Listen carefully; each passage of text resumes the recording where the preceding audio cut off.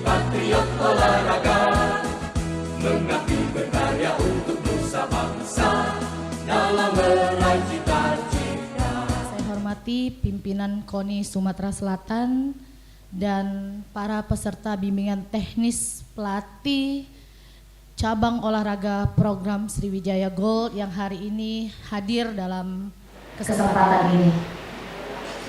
Alhamdulillahirrahmanirrahim, puji syukur kita panjatkan karena kehadiran Allah Subhanahu wa Ta'ala kita dapat berkumpul bersama di ruangan ini meskipun dengan cuaca yang hujan, namun kita masih bisa berkumpul dalam keadaan sehat untuk mengikuti program kegiatan ini sampai dengan selesai nantinya. Pagi ini saya Selvi Atesia selaku moderator yang akan mendampingi narasumber Bapak Dr. Helmi Firmansyah SPD MPD akan membantu keberlangsungan acara ini agar sesuai dengan yang diharapkan. Meskipun tadi memang ada unconditional Bapak Ibu, tadi memang seharusnya Bapak Ruby Widianto yang menjadi moderator, tapi karena cuaca yang memang sedang hujan, beliau agak sedikit terlambat. Namun kita bisa bekerja sama ya Bapak ya, mohon izin. Sebelum memulai kegiatan pada hari ini, marilah kita mengucapkan basmalah agar acara kita berlangsung dengan lancar tanpa hambatan. Bismillahirrahmanirrahim. Sebelum paparan materi dari narasumber, saya izin memperkenalkan profil atau biodata singkat dari narasumber. Narasumber pada hari ini adalah Bapak Dr. Helmi Firmansyah SPD MPD. Beliau lahir di Bandung pada tanggal 28 Desember 1979. Beliau adalah dosen di FPOK UPI. Jadi dari Bandung ya Bapak ya. Dari Bandung, riwayat pendidikan beliau pendidikan S1 dari UPI tahun 1998, pendidikan S2 UPI tahun 2007 dan pendidikan S3 UNJ tahun 2011. Jadi riwayat pekerjaan beliau adalah dosen FPOK UPI sebagai sekretaris jurusan. Dimulai dari karir beliau dimulai dari sekretaris jurusan pendidikan olahraga di FPOK UPI pada tahun 2015 sampai dengan 2017. Kemudian beliau juga adalah wakil dekan bidang umum, keuangan dan sumber daya tahun 2019 sampai dengan 2021. Kemudian beliau juga pelaksana UPT Lembaga Sertifikasi Profesi LSP UPI dan dari tahun 2018 sampai tahun 2022 dan sekarang ini beliau adalah salah satu asesor kompetensi di BNSP dari tahun 2017 sampai dengan sekarang. Untuk riwayat di bidang olahraga, beliau merupakan atlet senam pada PON 1996, PON 2000, PON 2004, PON 2008, SEA Games 2001 dan 2003. Jadi untuk atlet yang beliau ini adalah atlet nasional dan atlet internasional, insya Allah. Ya. Kemudian beliau juga sekarang akademisi, namun juga beliau adalah praktisi sebagai pelatih senam pada tahun PON 2012 dan PON 2016. Kemudian beliau juga pelatih di pelatih senam pada SEA Games 2011. Nah, kemudian juga tidak hanya dalam bidang olahragaan, tapi beliau juga mengabdikan diri dalam bidang pengabdian di Kemenpora sebagai tim pakar DEBON, Desain Besar Olahraga Nasional tahun 2019 sampai dengan 2020, dan juga beliau sampai dengan sekarang adalah tim pakar ASDEP SPOM Kemenpora tahun 2022 sampai dengan sekarang. Insya Allah akan memberikan materi pada hari ini dengan tema tes dan pengukuran olahraga. Untuk Bapak boleh dipersilakan untuk memaparkan materinya Bapak. Silakan Bapak Dr. Helmi Firmansyah MPD. Oke, baik. Terima kasih Mbak Selvi. Siap. Cek. Izin berdiri Bapak dan Ibu. Baik, terima kasih. Assalamualaikum warahmatullahi wabarakatuh. Selamat pagi yang terhormat pimpinan KONI Sumatera Selatan dan jajarannya, Bapak dan Ibu pengurus pelatih cabang olahraga. Izin saya berdiri di sini bukan berarti sedang menggurui, tapi kita sama-sama untuk mendiskusikan, kemudian juga memaparkan terkait tes dan pengukuran dalam olahraga. Nanti akan disesuaikan dengan cabang olahraga masing-masing. Jadi di sini ada berapa cabang olahraga? 40 sekian, 42. Terima kasih atas kehadirannya. Izin saya memaparkan terkait tes dan pengukuran. Lanjut, ini aja.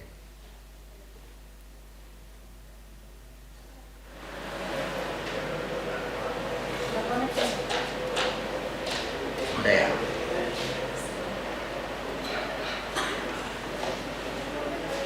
Oke, baik Bapak dan Ibu, ini kita sebetulnya sudah biasa dan ini terbiasa oleh Bapak dan Ibu terkait tes dan pengukuran. Tetapi kadang-kadang tes dan pengukuran ini dilupakan karena ini adalah sesuatu data awal Bapak dan Ibu untuk membuat sebuah program latihan. Mungkin dari kemarin ya terkait dengan program latihan itu sangat penting karena sampai saat ini biasanya para pelatih praktisi di lapangan itu hanya mementingkan proses latihannya saja, tetapi data itu kurang diperhatikan. Makanya dari situ ada tes, ada pengukuran, ada evaluasi.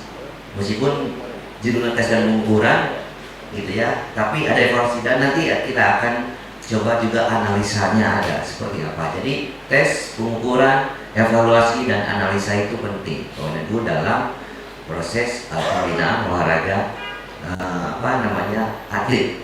Oke, jadi tes itu prosedur, instrumen dan lain-lain itu pasti ini hanya pengertian saja.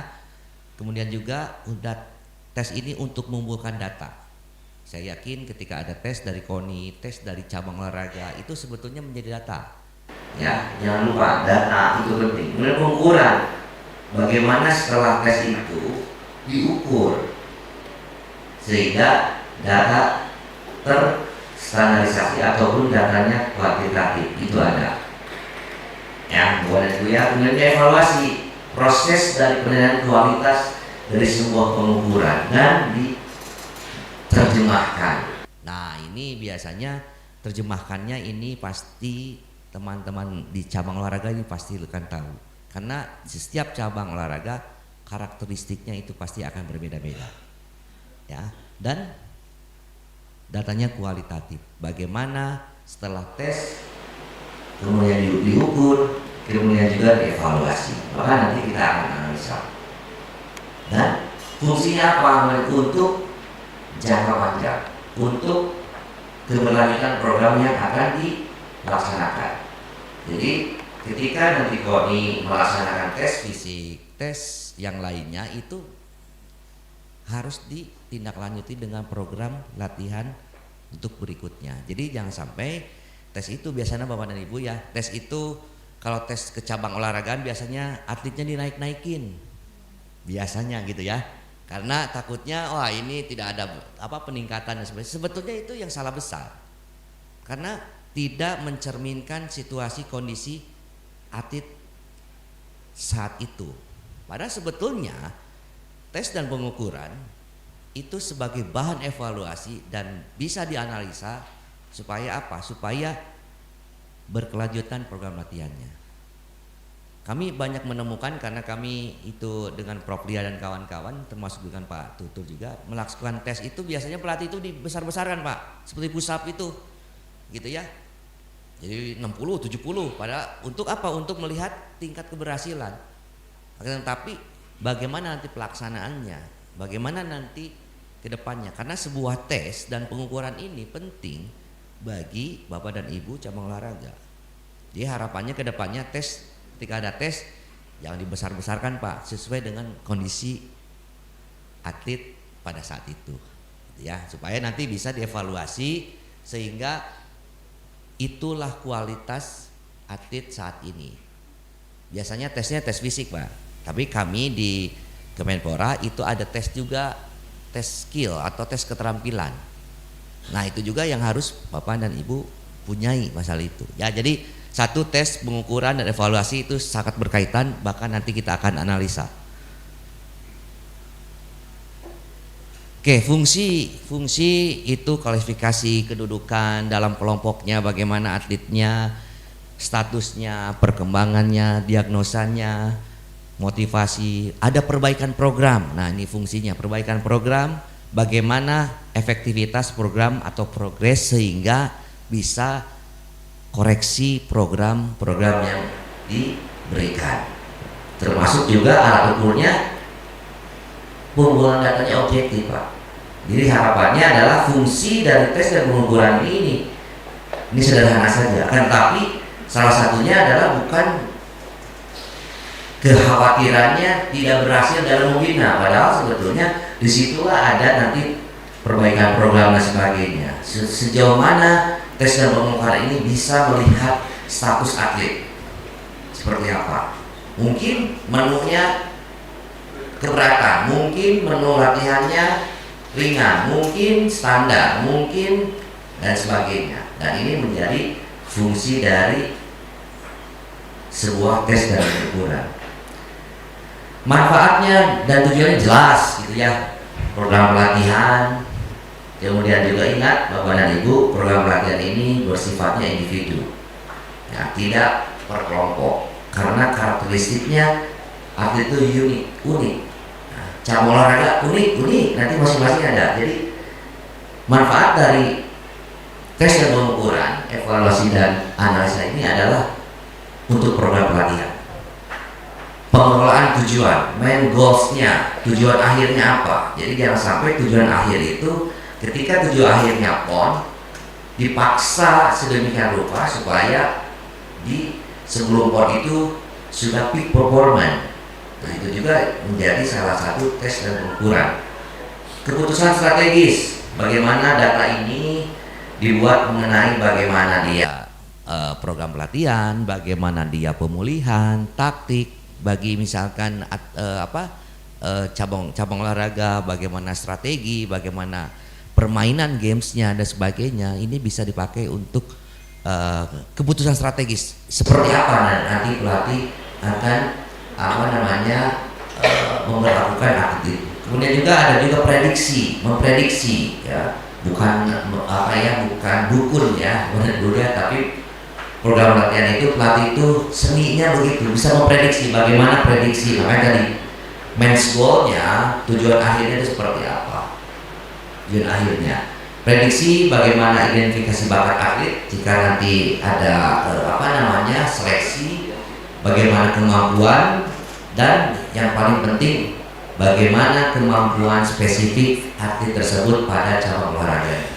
Karena itu berbeda-beda, karakteristik berbeda-beda. Terakhir, salah satunya adalah pencegahan cedera. Ketika data itu ada, atlet itu belum siap mengalami pelatihan yang berat, ya, itu bisa dilihat dari data yang Bapak dan Ibu berikan. Sehingga cedera itu bukan kurang pemanasan ataupun apa, tapi menu latihannya tidak sesuai dengan kemampuan fisik, teknik dan lain-lain dari atlet tersebut. Makanya nanti ada psikologi ya, ada gizi, ada apa ya. Kalaupun misalkan atlet Bapak dan Ibu sekarang di dalam kaitan dengan gizi, ketika diberikan pelatihan berat akan tetapi gizinya kurang, ya seolah-olah kendaraan gitu ya, bensinnya sedikit tapi dipaksa untuk jauh, akhirnya ya macet. Nah itu seperti itu. Jadi salah satunya tes dan pengukuran ini menjadi sebuah alat untuk pencegahan cedera. Data ya.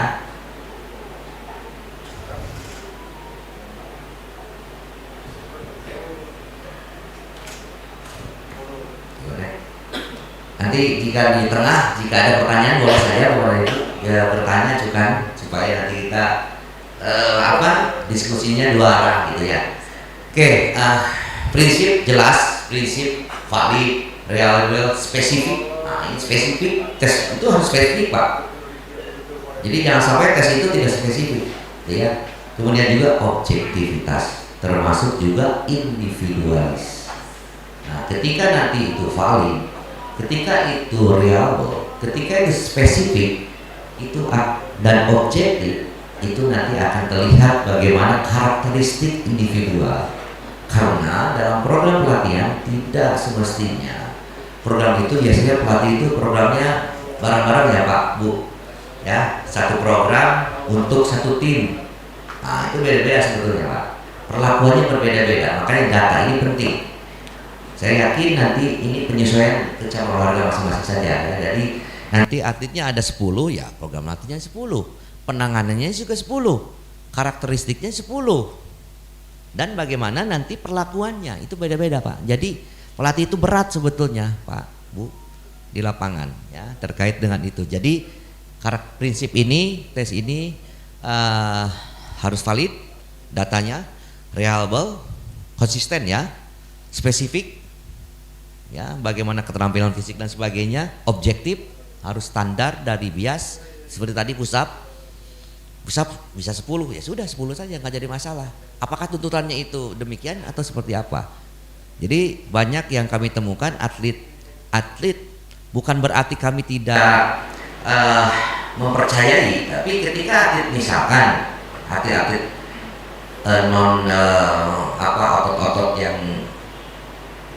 ya berat gitu ya, misalkan ya, belum tentu juga catur misalnya, pusatnya bisa 50, apakah percaya atau tidak? Apakah itu bias? Itu pasti akan bias dulu. Nanti kita lihat program latihan. Bukan berarti catur tidak boleh pusat Pak, tapi itu bagaimana nanti sebuah tes dan pengukuran harus objektif. Makanya dari itu harapan kedepannya ketika ada tes dan pengukuran, harapannya adalah objektif. Ketika itu nilainya 5 ya 5 saja Pak. Karena itu tidak menentukan apa, justru ketika beban ibu punya data itu, bagaimana tindak lanjut ke depan ketika tuntutan dari cabang olahraga itu mengharuskan kondisi fisik dan lain-lainnya sesuai dengan tuntutan cabang olahraga. Ya jelas ya. Jadi harapannya nanti mungkin dari teman-teman cabang olahraga jangan diada-adakan tesnya itu dibesar-besarkan gitu ya. Sudah, berarti itu harapannya ke depannya seperti apa. Prinsip pengukuran jelas, ini alat untuk mencapai tujuan ya, ini sebuah alat mengembangkan kebugaran, keterampilan, emosi, penentuan kebutuhan, objektif dan subjektif. Ketika objektif itu berdasarkan hasil pengukuran, kemudian juga subjektif. Nah ini subjektif dilakukan terhadap data performa itu biasanya ya, tapi itu bisa diukur sebetulnya meskipun datanya itu subjektif. Prinsip evaluasi jelas, bagaimana sama saja Pak Bu, ini bisa prinsip pelaksanaannya, prinsip dasarnya gitu ya. Ini harapannya dari tes dan pengukuran evaluasi ini menjadi langkah awal lagi untuk menata data supaya data itu bisa terbaca, bisa terfasilitasi, bisa menjadi salah satu langkah ke depan untuk membuat program berikutnya. Kemungkinan kesalahan pasti ada, masih ada. Bagaimana kesalahan pengamatan, bagaimana kesalahan pada alat pengukur. Nah, biasanya alat ukurnya proses analisa data itu pasti, kemudian gitu ya, kecenderungannya menilai lebih tinggi atau lebih rendah. Nah itu kesalahannya Pak Bu ya, kesalahannya termasuk pengaruh luar gitu ya. Luar itu artinya misalnya ketika pengetesan tidak ada alatnya, digantikan alat yang lainnya, apakah itu reliable, valid dan sebagainya, itu menjadi tantangan kita. Makanya biasanya mungkin di sini juga sama ya, ketika tes dan pengukuran masing-masing cabur sama tidak Pak Bu? Sama. Harusnya itu ada pembeda, meskipun ada yang sama pasti akan ada pembeda. Nah ini harapannya ke depannya seperti itu, disesuaikan dengan karakteristik cabang olahraganya. Makanya itu ketika ada tes dan pengukuran Bapak dan Ibu misalnya di KONI ataupun di mana, itu harus disesuaikan. Siapa yang membuatnya, siapa yang merekomendasinya, tes itulah Bapak dan Ibu yang tahu karakteristik cabang olahraga. Kalau lari bisa semuanya ada, apa yang harus kelulusan? Apalagi nanti tes keterampilan. Dan ini kami di Kemenpora di di pembinaan itu ada tes keterampilan. Ya, karena untuk melihat bagaimana korelasi antara tes fisik, tes keterampilan, termasuk juga nanti usia dan lain-lain itu menjadi bahan pertimbangan. Ya. Oke, ini setelah di tes, diukur, evaluasi, dianalisa oleh kita sebagai praktisi di lapangan bagaimana identifikasi kekuatan dan kelemahan atlet tersebut. Kemudian juga bagaimana mengelola tujuan-tujuan yang realistik, Pak. Nah, itu tujuannya, Pak. Kemudian juga bagaimana memotivasi supaya atlet itu bisa berkembang, termasuk support performance review. Jadi bagaimana support ini data ini menjadi pendukung dari performa, termasuk juga identifikasi latihan dan development untuk peningkatan performanya. Jadi manfaat dari performance analysis ketika data itu sudah ada, sederhananya begini, Pak. Bagaimana Bapak dan Ibu melihat kelemahan kelebihannya, bagaimana mengelola tujuannya, bagaimana identifikasi latihannya sesuai apa tidak, berkurang apa tidak, harus ditambah atau tidak dan sebagainya, termasuk juga bagaimana memotivasi atletnya untuk berkembang. Jadi inilah hal sederhana, akan tetapi ketika tes dan pengukuran itu data yang valid, reliable dan sebagainya, ini bisa diberikan. Harapannya begitu, Pak. Meskipun ini akan berubah-ubah, Pak. Situasi kondisi atlet, apalagi kondisi fisik, kondisi emosional, kondisi keterampilan itu akan berubah. Akan tetapi dengan data yang ada itu menjadi sebuah landasan Bapak dan Ibu untuk membuat program latihan. Ya, ini akan nyambung nanti mungkin dengan psikologi, dengan gizi dan sebagainya. Bagaimana ini performa analisis ini untuk ke tim, ya, ini ke tim, misalkan ada sepak bola, misalkan ada apa, ya inilah, Pak. Salah satunya adalah bagaimana komunikasi. Nah, ini penting juga, Pak, untuk komunikasi. Kemudian juga bagaimana untuk melakukan konflik, Pak. Biasanya ada konflik, Pak. Mungkin gitu ya. Ini juga akan, karena ini salah satunya data apa ya, penting bahwa anak ini begini, atlet ini begini dan sebagainya. Ini sama, Pak. Bagaimana selalu bahwa performance analisis atau analisis performa itu penting, Pak. Jadi pelatih juga ya pekerjaannya banyak, ya menganalisis, ya mengukur, kemudian juga mengevaluasi, menganalisis dan sebagainya. Kalau di luar negeri kan ada bagian-bagiannya. Ini tim teknis, ini pelatih fisik, ini pelatih dan lain-lainnya. Karena ya memang harus profesional. Jadi ini salah satu penggunaan permulaan untuk meningkatkan bagaimana kolaborasi di dalam sebuah tim. Ada 5 aturan performance analisis. Yang pertama, Bapak dan Ibu tetap harus setting performance goals. Bagaimana goals akhirnya itu seperti apa? Misalnya PON 2028 itu seperti apa? Dikumpulkan data-data. Data ini bukan hanya atlet saja, mungkin data-data dari mana-mana. Sekarang data itu tersebar banyak, Pak. Kemudian juga bagaimana indikator-indikator dari sebuah performance itu harus juga pasti saya tahu, ini begini, apalagi atlet olahraga terukur gitu, Pak, ya. Kemudian komparatif analisis, berbagai data dikumpulkan sehingga nanti bagaimana itu menjadi feedback untuk performance review. Bagaimana mereview performance. Jadi setting dulu goalsnya, tujuannya, datanya dikumpulkan. Bagaimana performance indikatornya, indikator apa saja? Ini berbagai macam cabang olahraga pasti akan tahu. Bagaimana datanya digabungkan sehingga nanti akan adanya sebuah feedback terkait dengan performa review yang akan dilaksanakan. Ya, jadi kalau mendengar gini ngeri-ngeri senapak. Jadi pelatih itu ya, ternyata pekerjaannya banyak sekali gitu ya, banyak sekali. Jadi kalau mengenai ke teknis, saya yakin Bapak dan Ibu ketika teknis cabang olahraga saya tidak akan mengomentari lah, pasti ahlinya semuanya. Tetapi kita sama-sama belajar bahwa tes, pengukuran, evaluasi dan analisis itu penting sekali, yang kadang-kadang dilupakan.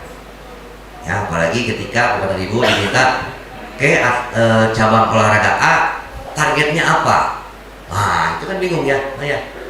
Kalau medali itu nanti tidak medali tidak didanai, misalkan sedikit didanai, misalkan ini terjadi juga gitu ya. Saya juga sama di cabang olahraga, kemudian juga bagaimana kalau ada medali itu sulit karena data. Jadi itu data penting. Ketika data itu penting, apa yang akan kita lakukan? Masalah menang kalah, urusan itu adalah normal ya.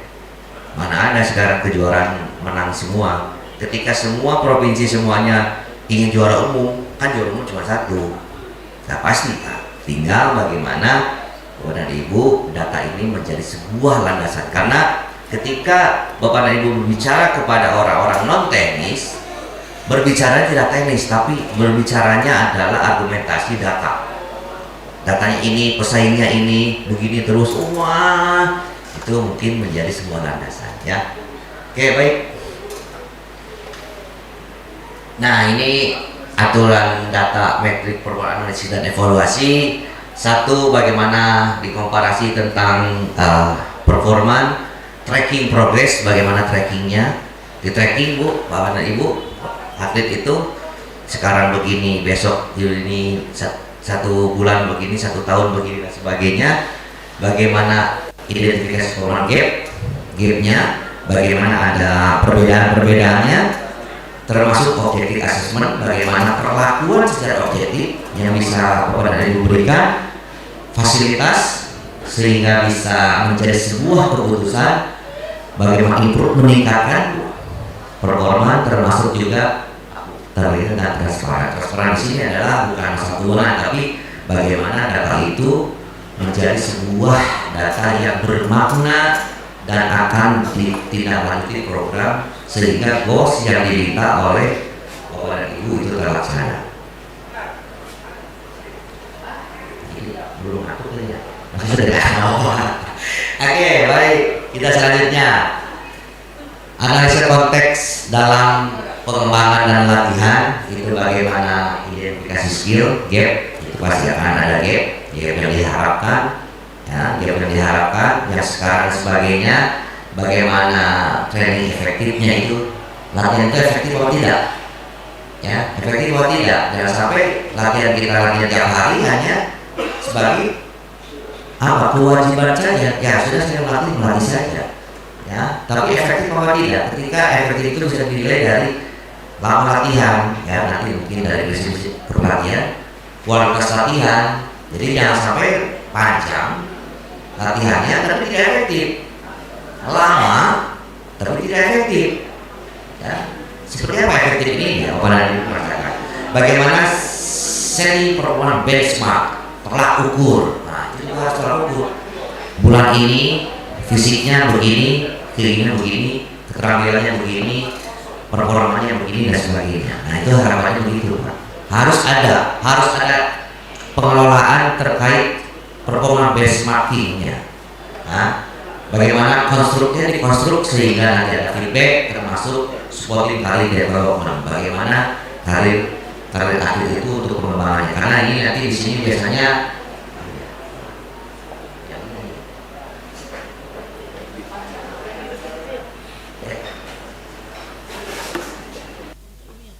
untuk laser.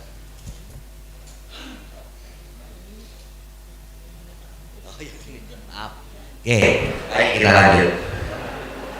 Nah, ada juga Bapak Ibu sekarang, ya, memang agak berat ini ya, terkait bagaimana teknologi analisa. Tapi saya yakin di cabang olahraga tertentu sudah memakai itu, ataupun di sini sudah memakai terkait bagaimana teknologi berperan untuk menganalisa sebuah gerakan ataupun sebuah keterampilan. Ini pasti ada, ini datanya pasti video, misalnya di video analisa, ya, misalkan di permainan bagaimana taktik orang lain, bagaimana, nah sebenarnya itu bisa, itu menjadi sebuah data, Pak. Nah, ketika ada pertandingan, ada video direkam saja, Pak. Oh ini artinya yang lain. Ini menjadi sebuah apa? Sebuah taktik dan strategi juga. Bagaimana lawan, bagaimana kita dan sebagainya. Ini bisa. Termasuk juga di luar itu sudah ada ya injury, termasuk juga tracking. Kalau lihat Bapak dan Ibu di pertandingan yang profesional, misalnya sepak bola, Pak, di luar negeri mungkin sering nonton ya. Bagaimana seseorang itu bisa melihat posisinya di mana saja pada saat bertanding. Nah, itu juga menjadi analisa, Pak. Bagaimana memposisikan dan sebagainya. Nah, ini harapannya kalau memang ini mau lebih optimal ya, salah satunya adalah penggunaan teknologi ya untuk menganalisa performa atlet. Nah, ada tantangan juga Bapak Ibu dalam menganalisa performa atau atlet. Ya, satu, data yang relevan, kehilangan. Saya hilang datanya, atau datanya diabaikan. Ketika tes, saya apakah ketika tes di PONI Bapak Ibu misalkan atau di manapun itu data suka minta nggak, Bu? Enggak ya. harusnya minta datanya supaya itu menjadi salah satu tujuan tadi ya, kehilangan data yang relevan ya, atau pengabaian dari data yang dilaksanakan sebuah tes dan pengukuran. Bagaimana setting mengartikan, menerjemahkan ya, bagaimana terjemah, oh berarti ya itu belum bagus di arah misalkan kondisi fisiknya mana, misalkan kekuatannya dan sebagainya, ini bisa. Bagaimana juga tantangannya menganalisa data kualitatifnya, dianalisa ya, kemudian itu juga analisa. Jadi boroman ini kerjanya Pak Bu. Bagaimana kasusnya, bagaimana biasnya, bagaimana data itu reliable, bagaimana menata performa ini, termasuk juga tantangannya untuk perubahan. Nah ini salah satu ya, ini tantangan dalam penganalisa. Nah, saya yakin bahwa dari Ibu ada juga yang sudah bisa menganalisa ya, atletnya seperti apa, tapi berbasis data. Paling penting data itu penting, Pak. Makanya data itu sekecil apapun data, mau dia fisik, mau dia teknik, taktik, strategi dan sebagainya, itu menjadi salah satu data kepada Ibu ya. Ketika nanti ditanyakan bagaimana perkembangan atlet, bagaimana potensi atlet untuk dapat meraih bahkan ini saya gold ya, bagaimana mencapai gold itu kan berarti emas itu di 2028, bagaimana 2008 itu bisa ditarik sampai sekarang 2-3 tahun ini untuk menata, sehingga tes, pengukuran, program latihan itu disetting sedemikian rupa sehingga apa? Sehingga bisa menjadi sebuah juara, kan gitu. Baik, kita coba ke high performance, meskipun ini di luar konteks, tapi akan sambung menyambung nanti mungkin Pak Tutur ya nanti ataupun Prof Ria kemarin dan yang lainnya bisa. Bagaimana olahraga mengacu pada upaya sistematis melalui intervensi berbasis sains, teknologi dan metodologi kepelatihan modern. Jadi Bapak dan Ibu, harapannya biasanya orang lapangan itu berbasisnya adalah pengalaman. Tapi jika pengalaman saja tidak mencukupi, harus tetap metodologi kepelatihan khususnya, karena ini seninya ya, itu harus diperbaharui atau dimutakhirkan. Jadi analisa dan evaluasi high performance bukan sekedar performa kompetitif, tetapi menelaah faktor psikologis dan sebagainya untuk mencapai prestasi yang diinginkan. Nah, itu aja sih sebetulnya. Ya. Jadi analisis ketika data dan tes dan pengukuran ini ketika dianalisis dan dievaluasi itu hanya menentukan capaian prestasi. Tidak hanya fisik, tidak hanya teknik, taktik dan sebagainya, nanti mungkin ada fisiologi, psikologis, termasuk gizi, itu juga mungkin ada program latihannya. Jadi ini high performance, karena kalau sudah kalau sudah juara ya pasti high performance yang harus kita lakukan, tidak hanya sebatas latihan seperti biasa. Oke, ini sebuah kebaruan karena kami pun sama Bapak dan Ibu, kami pun juga terus belajar. Kenapa, apa yang harus kita sampaikan, karena ini ada keboran-keboran yang terkini gitu ya. Ini juga termasuk juga nanti ke cabang olahraga pasti akan terus dinamis ya. Ya, peraturan, kemudian juga perkembangan. Jadi bagaimana kebaruan dari high performance ini adalah satu teknologi sekarang sudah bermain. Bapak dan Ibu, ya orang lain sudah di luar negeri sudah bermain. Bagaimana teknologi ya bisa meningkatkan sebuah prestasi dengan analisa-analisanya, ya, dan datanya real time, ya, itu yang paling penting.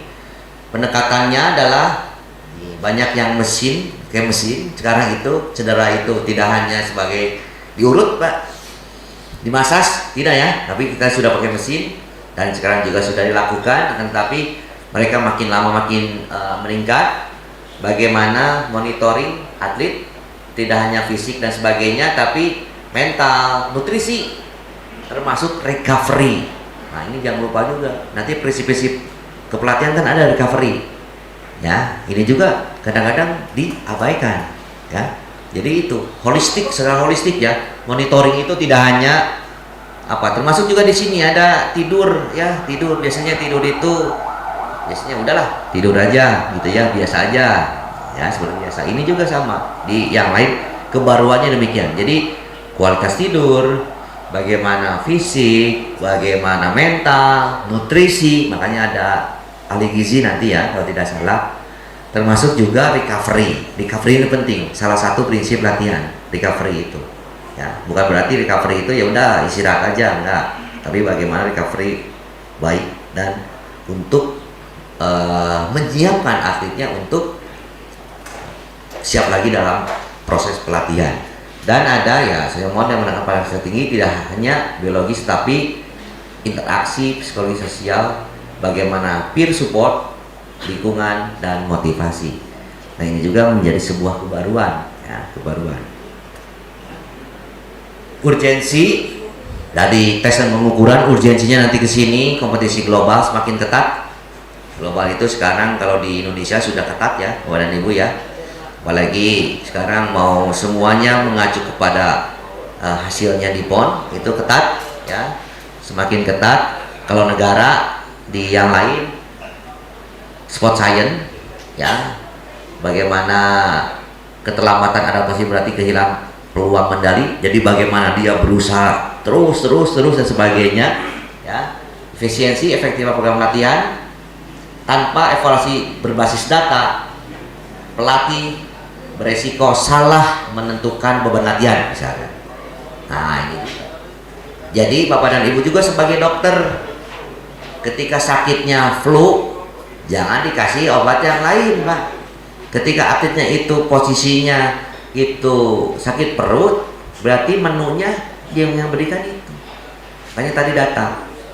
Ketika datanya itu atletnya itu masih kondisinya tidak memungkinkan untuk peningkatan program latihan, ya itu harus diberikan. Jadi sebagai dokter juga jangan sampai mau praktek, Pak. Akhirnya apa? Yaitu cedera resiko, apalagi akan mentok, akan dan sebagainya, itu banyak. Jadi jangan jadi urgensinya begitu. Efisiensi efektif program latihan penting, data penting untuk salah satunya efisiensi efektif latihan.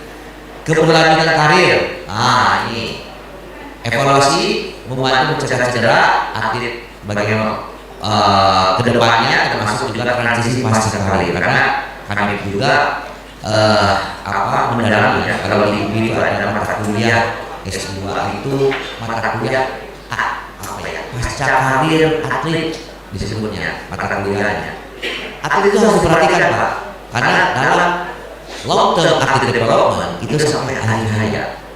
Jadi dari fundamental sampai itu harus diperhatikan Pak, hati-hati ya karir atlet. Makanya saya atau Bapak dan Ibu juga atlet, karir atlet itu harus diperhatikan. Jadi jangan sampai ya itu tadi, bagaimana karir atlet itu jangan sampai ya atlet itu dalam kutip ya setelah habis ya sudah, tidak harus diperhatikan. Makanya dalam long term atlet development itu ada Bapak dan Ibu dari fundamental dari awal sampai nanti seperti apa ya. Jadi itu tugasnya berat sebetulnya ya, sama seperti halnya pendidikan susah ya. Jadi bagaimana transisi pasca karir ini penting dalam urgensi bagaimana Bapak itu membina atlet. Kita lanjut. Landasannya jelas lah ya, jelas ini hanya sekilas saja, nanti akan masuk lagi ke dalam ini. Proses latihan, monitoring, training load, bagaimana diagnosis ya, termasuk psikologi profile. Nah, ini penting juga. Karena nanti setiap atlet akan berbeda profilnya, nanti psikologi ada ya, nanti tanyakan alat ukurnya apa. Nah, misalkan ini salah satunya ya, nanti mungkin tanyakan ini. Terus bagaimana menerjemahkannya? Karena dalam olahraga psikologi itu bukan psikologi klinis Bapak dan Ibu. Kalau klinis itu yang sakit baru klinis, tapi bagaimana menerapkan aspek psikologi dalam meningkatkan performa, bagaimana menilai, melihat performa atlet, karakteristik atlet, kepribadian atlet dan sebagainya. Ini penting. Ini salah satu juga yang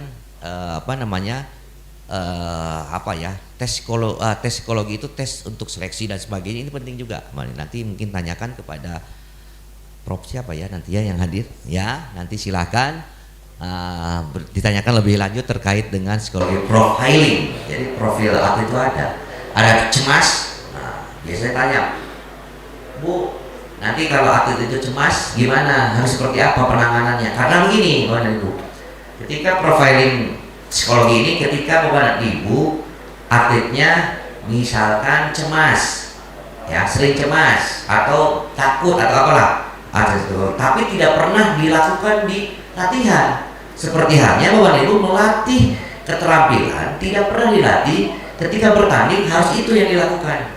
Psikologi ini sama, kamu jangan cemas ya, kamu jangan takut ya, tapi tidak pernah dilakukan. Ini sama artinya Bapak dan Ibu disuruh atletnya main tapi tidak pernah latihan. Nah gitu, nanti coba tanyakan aspek psikologi seperti apa, dia berperan, karena psikologi penting apalagi pada posisi ini.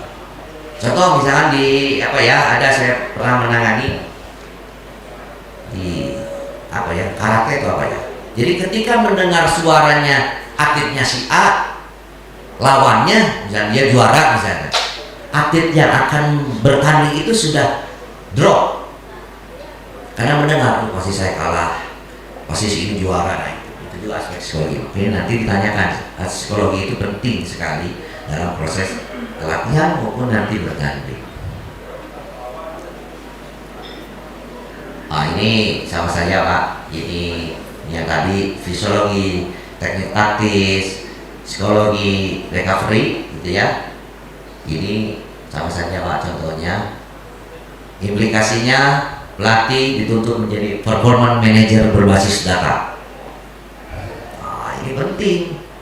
Jadi Bapak itu manajer sebetulnya, makanya di luar negeri itu pelatih itu ada manajernya. Ya, manajer itu bukan hanya manajer saja, tapi dia tahu berbasis data. Data itu penting, makanya itu untuk apapun. Ketika dia kalah, ada data. Ketika Anda menang, ada data. Ketika kenapa kita tidak maju-maju, kita ada data sebagainya. Jadi pelatih itu dituntut menjadi performance manager berbasis data. Kemudian juga kolaborasi yang paling penting, kolaborasi berbagai disiplin ilmu, evaluasi berkala berdasarkan pengambilan keputusan untuk seleksi, tapering, nanti dalam injury bagaimana penanganan cedera dan sebagainya. Inilah implikasi pelatihan sederhana saja, tetapi data yang paling penting ini nomor satu Pak, pelatih itu menjadi performance manager berbasis data. Apapun data di bawah dan ibu itu penting sekali, karena segala-galanya di sini bisa menganalisis, bisa dievaluasi. Baik, ini yang tes, balik lagi tes pengukuran lagi tadi dari tes, kemudian juga di lapangan high performance bagaimana tes. Jadi tes itu biasanya ada fisik, teknik, keterampilan, nah itu ya, kemudian psikologi, kesehatan, rekam jejak. Nah ini jangan lupa rekam jejak. Rekam jejak ini artinya bagaimana rekam jejak sesuai dengan goals yang diinginkan. Ya, jadi jangan sampai ketika goalsnya PON, peak performance-nya itu sebelum PON. Nah itu hati-hati, nah, itu ya udah keduluan, akhirnya ketika sana ya udah drop. Nah itu juga Bapak dan Ibu berbasis data itu bermain. Misalkan tahun ini dia itu mencoba kejuaraan ini tapi belum dan sebagainya, terus pelan-pelan ya dan sebagainya ya. Jadi strategi taktiknya jelas, Bapak dan Ibu pasti tahu strateginya apa, taktiknya seperti apa, karena ini semua cabang olahraga apapun juga itu bentuknya ada taktik dan strategi, itu pasti. Bagaimana nutrisinya nanti mungkin bisa ditanyakan. Analisis performa, nah ini analisis performa tadi berbasis manajer performa dari atlet itu ya. Lihat di tes juga, dianalisis juga, termasuk bagaimana sport science itu, biomekanik itu saling mendukung, termasuk dalam program latihan, sehingga Bapak dan Ibu ada benchmarking base, termasuk database. Ini penting, database ya, ini berbasis data. Kalau tidak berbasis data, bahwa Ibu melatihnya bukan tidak akan maju, tapi tidak terarah, akhirnya ya situasional ya. Nah berbasis data, ketika kita itu pasti nanti misalnya dari si menang bisa menilainya begini, hasil lompatannya, hasil lari, hasil apanya ada, pasti ini berbasis data ya. Jadi makanya nanti di KONI atau misalkan itu ada ya tim Kulahta ya, misalnya ya namanya, yang tim data. Nah itu juga penting, data, sehingga benchmarking base atau database ini penting. Apa? Semua tes pengukuran ini nanti dalam satu program latihan ya. Oke, ada juga performa tinggi, ada juga tadi tes psikologi, fisiologi, fisik, analisis performa, biomekanik, pemantauan kesehatan. Nah ini pemantauan kesehatan Pak. Kalau kami di Kemenpora itu tes kesehatan itu ada berkala, atlet itu seperti apa, bahkan ya tadi flat foot ya, yang datar itu juga ini gimana nih ke depannya nih gitu ya. Nah itu juga sulit sekali untuk untuk melihat sebuah atlet yang kualitas tinggi, dan supaya ketika nanti Bapak dan Ibu melatih ataupun menseleksi itu tidak sia-sia. Dan saya yakin kalau teknis Bapak dan Ibu pasti akan lebih paham. Tapi bagaimana tes dan pengukuran ini sehingga nanti hasilnya bisa baik gitu ya. Nah ini ada pengukuran fisiologi dan fitness test. Bapak Ibu ini juga silakan. Ini hal yang sudah biasa, bagaimana VO2max, strength, endurance, speed, power dan sebagainya. Ini nanti disesuaikan dengan cabang olahraga. VO2max seperti apa nih cabang olahraga saya nih? Nah, bagaimana strength-nya, bagaimana powernya, bagaimana endurance-nya dan sebagainya, itu pasti ada macam-macam Pak. Karakteristik cabang olahraga menentukan pengukuran ini. Yang ditesnya begini. Makanya tadi penanya, ketika tes dan pengukuran itu sama semuanya, itu datanya hanya data secara general. Tapi jika bisa Bapak dan Ibu, tes itu adalah spesifik ke cabang olahraga. Jadi secara general ada, secara spesifik ada. Ya. Tapi ini pengukuran ini ya relatif namanya sama, tinggal perlakuannya ataupun tesnya disesuaikan dengan cabang olahraga. Ya, teknologi ini analisis kita lewat saja karena ini sudah membuat pakai teknologi ya seperti tadi. Nah ini misalkan Bapak dan Ibu tes antropometrik. Kira-kira penting tidak tes antropometrik bagi cabang olahraga masing-masing? Misalkan contoh di atletik tes antropometrik. Kenapa atlet kita kan banyak yang nggak tinggi-tinggi misalkan. Nah kira-kira butuhnya apa ini cabang olahraga kita? Butuh nggak antropometrik? Kalau tidak butuh ya nggak jadi masalah. Tapi kalau membutuhkan, contoh voli, basket. Tapi basket sekarang voli bisa nggak pendek Pak? Tinggal begitu menyesuaikan, tinggal posisinya, gitu Pak. Contoh yang paling konkret Pak, atletik Pak, ada yang atletik jarak apa namanya sprint Pak. Sprint, apakah pernah Pak diukur Pak panjang tunggainya Pak? Itu harus diukur Pak. Karena ketika melangkah orang lain yang panjang lebih panjang Pak. Itu juga diperhatikan. Belum lagi nanti otot-otot pendukung yang lainnya. Nah itu tadi. Ketika bola basket misalkan, ketika voli harus tinggi, apalagi nanti di posisinya ada yang pendek Pak ya. Misalkan ada yang bukan pendek ya, libero misalkan tidak terlalu tinggi, tapi kan libero juga kan bisa tinggi atau harus pendek. Makanya tadi antropometrik itu penting Pak di cabang olahraga. Tapi jika cabang olahraga tidak ya memerlukan misalkan itu. Bahkan kalau di renang ada yang renang gitu ya, kita pernah membaca Phelps, jadi lengannya itu lebih panjang Pak, kalau tidak salah lebih panjang, karena punya untuk jangkauannya Pak. Nah itu juga sama Pak, diperhatikan ya. Lari Pak, siapa namanya pelari kita itu? Siapa Pak yang dari NTB itu? Jori ya, tingginya 182 kalau salah ya. Lihat juga Pak, ini panjang tunggainya Pak, panjang tunggainya. Kalau Jori yang misalkan langkahnya 1,5 meter, tapi kalau yang sudah tingginya 190 didukung oleh aspek fisik yang lainnya, itu bisa lebih Pak, sedikit akhirnya ketika 100 meter jadi begitu. Nah itu analisa itu. Anda silakan Bapak Ibu pas analisa itu ya, mengukur tinggi badan, berat badan, apalagi yang tadi yang berurusan dengan berat badan ya, kelas-kelas dan sebagainya itu harus diukur. Dan bagaimana nanti konektivitas dengan cabang olahraganya, apakah lebar dada butuh misalkan ya silakan nanti. Lebar bahu termasuk panjang lengan itu bukan pencuri Pak ya, bukan. Tapi panjang lengan tadi ya, kita lihat Phelps itu kalau berdiri, kalau lihat secara utuhnya agak panjang Pak tangannya Pak, makanya disebut kita itu tangan kerak ya, jadi panjang ya. Ketika panjang itu ketika dia jangkauannya lebih panjang, lebih banyak potensi untuk force untuk di air dan sebagainya. Termasuk juga telapak Pak, telapak tangan apakah boleh lebih besar atau tidak dan sebagainya. Nah itu hal itu atau motif lainnya itu menyesuaikan dengan cabang olahraga masing-masing.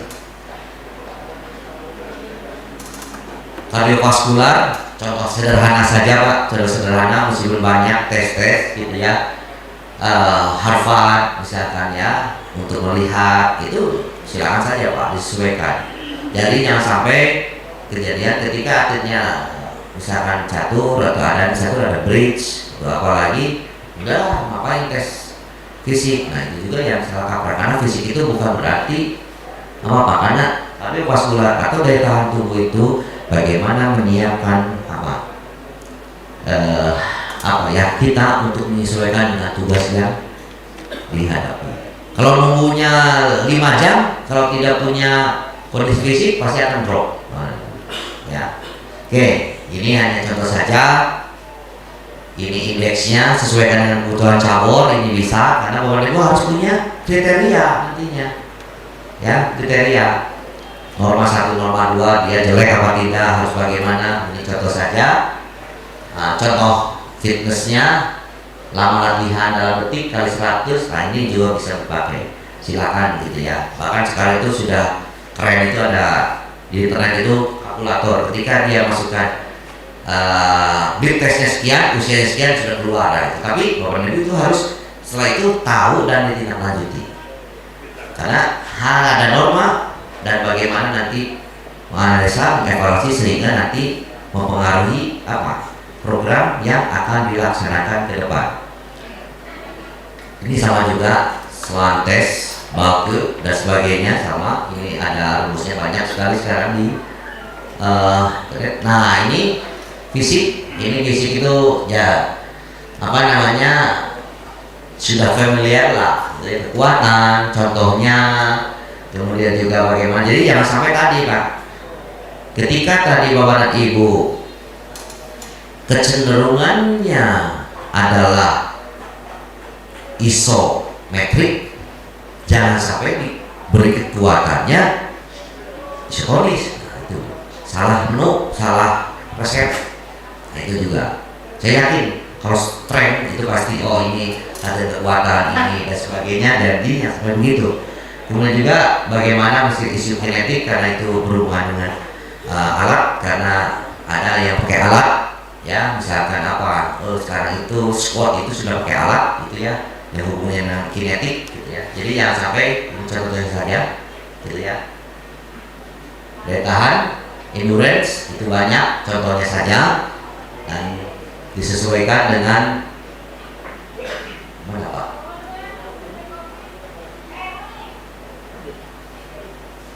Tadi chat. Bagaimana daya tahan, bagaimana daya tahan otot, ya, bagaimana kecepatan dan sebagainya. Jadi sampai ini Bapak dan Ibu, karena nanti coba tanyakan ketika dia sudah kuat, sudah cepat, pasti dia apa sama dengan apa? Sudah kuat, cepat apa Pak?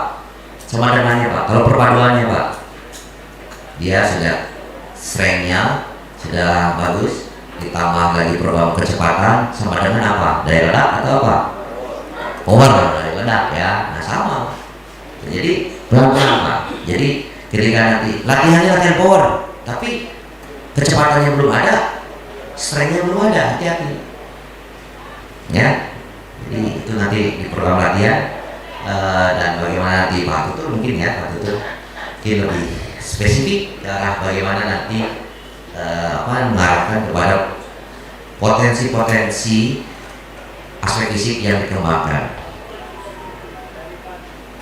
Power, kelentukan, kelincahan, nah ini juga salah satu, karena kalau sudah lincah pasti sudah cepat, apalagi kalau sudah lincah fleksibel, nah itu ya. Jadi jangan sampai melatih kelincahan tapi belum fleksibel Pak, nah atau belum dia cepat. Jadi sehingga ada tahapan-tahapan yang harus dilaksanakan. Break dulu, oke. Boleh atau belum break? Ada pertanyaan dulu Bapak dan Ibu terkait hal ini. Mohon kiranya kalau ingin bertanya nanti silakan, kalau mau ngopi dulu silakan. Tetapi satu tadi dari awal terkait dengan tes, harapannya adalah tes pengukuran, analisa, evaluasi menjadi bahan pertimbangan Bapak dan Ibu untuk membuat sebuah program latihan ke depannya dengan berbagai syarat, dia reliable, validitas, objektif, sehingga ini menjadi bahan pertimbangan untuk membuat program latihan di masa yang akan datang. Baik, kita balikkan lagi ke moderator, kita beri dulu, silakan moderator. Baik, terima kasih Bapak Dr. Helmi Firmansyah MPD yang sudah menyampaikan materinya. Jadi memang materi tes dan pengukuran olahraga ini sangat cocok sekali memang, dan memang harus dikuasai oleh para pelatih ya Dok ya. Karena memang setiap yang dianalisis itu adalah kinerja dari atau performa atlet itu sendiri, dan tadi sudah disampaikan mulai dari prinsip dari tes dan pengukuran itu harus valid, reliabilitas, dan kemudian ada objektivitas, karena memang memindahkan saja sebenarnya pelatih itu hasil performa mencatat, merekod sebagai bahan acuan dan evaluasi dalam pembuatan atau perancangan menu program latihan pada atlet. Dari apa yang sudah disampaikan oleh narasumber, apakah ada pertanyaan Bapak Ibu peserta? Atau kalau memang belum, ditunda dulu pertanyaannya dan kita break dulu. Coffee break dulu Bapak Ibu, 30 menit dari sekarang ya Bapak Ibu, nanti bersama lagi dengan narasumber kita Bapak Dr. Helmi Firmansyah MPD. Monggo Bapak Ibu. Mungkin sudah agak lebih dingin, Dok.